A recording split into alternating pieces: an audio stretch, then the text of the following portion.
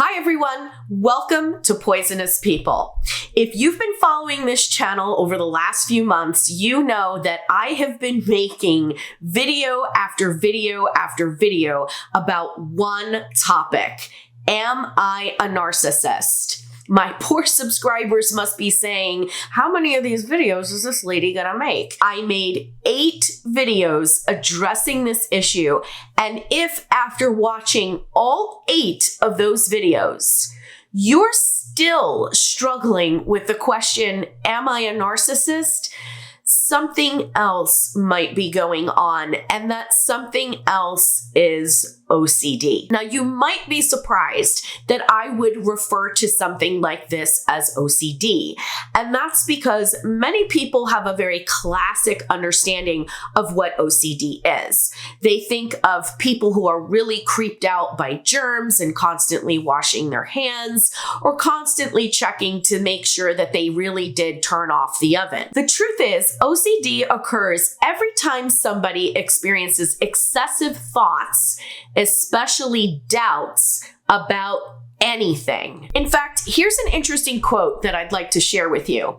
It is important to understand that OCD can make a person uncertain about the most basic things that they think, see, hear, touch, or experience otherwise.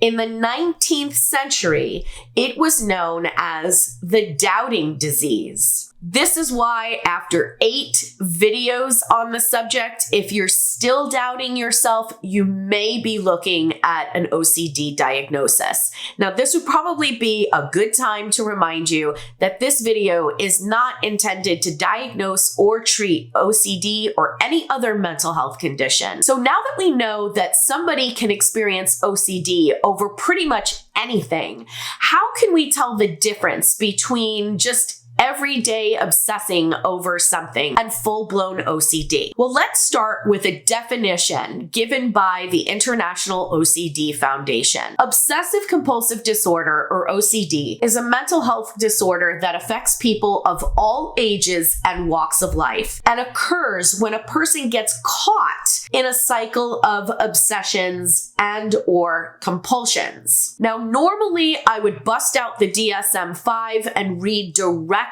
to you, but the DSM is a little bit wordy when it comes to OCD. So instead, I'm going to be giving you the highlights of what the DSM-5 says as far as what constitutes an obsession and what constitutes a compulsion. So let's look at the obsessions first. In order to qualify for an obsession, it has to be a recurrent or persistent thought, urge, or image. It is experienced as intrusive and unwanted and can cause marked anxiety and distress. So the thing we want to focus on here the most is that the recurring thought, urge, or image causes anxiety or distress.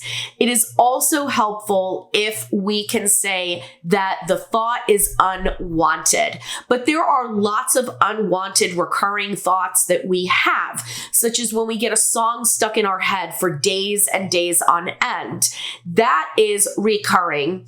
That is definitely unwanted. I mean, I know when I've got a song stuck in my head, I don't want that song stuck in my head. I want to get rid of it. But having a song stuck in my head doesn't cause me a great deal of anxiety or distress. It's just something that's really annoying. So in order for an obsession to qualify as an OCD obsession, it has to make you very anxious or distressed. When we're talking about the question, am I a narcissist? Obviously, that would be the recurring thought. The person constantly thinking, am I a narcissist? This is not something they want to be thinking about, and it's causing them a great deal of anxiety. The second criterion for an obsession is that the individual will attempt to ignore or suppress the obsessions or neutralize them with another thought or a compulsion. Compulsions, according to the DSM-5, can be repetitive behaviors or mental acts, and the individual feels driven to perform form this compulsion in response to an obsession or some rule that they feel must be applied rigorously. So when it comes to the obsession, am I a narcissist, which is a repetitive thought, typically we will see a corresponding repetitive behavior that would serve as a compulsion. Typically, that's going to manifest as compulsively watching YouTube videos, consuming content on the internet, blogs, Facebook groups, and constantly researching about narcissism. Second criterion is that the compulsions are aimed at preventing or reducing the anxiety and distress or preventing some dreaded event or situation. These compulsions are also not realistically connected with what they are intended to prevent or are excessive. I would say that this compulsion could be realistically connected to the obsession. The more I learn about narcissism, the more I'll be able to determine once and for all if I'm a narcissist or not. But typically, compulsions don't ever reduce the anxiety. If anything, they add to it. One thing we can say is that the compulsion is excessive. And that leads us to part B. Their obsessions or compulsions are time consuming. And according to the DSM, time consuming would be defined as taking more than 1 hour per day. If the compulsions and obsessions don't take more than 1 hour a day, then they would have to cause significant distress or impairment in social, occupational, or other important areas of functioning. I'm going to bet that most people who are very concerned with this question and can't seem to quiet it down are consuming content on the internet well over an hour a day. And a lot of it is excessive and very repetitive. So they might not just watch a bunch of narcissism videos. They might watch 10 different videos from 10 different people on the topic of, can a narcissist love? In the first 9 videos, if they got the same answer, no, a narcissist can't love, well, the mind might say, well, what if somebody else has a different point of view? And they may be driven to keep watching the same video until they come across somebody who says, well, yes, a narcissist can love.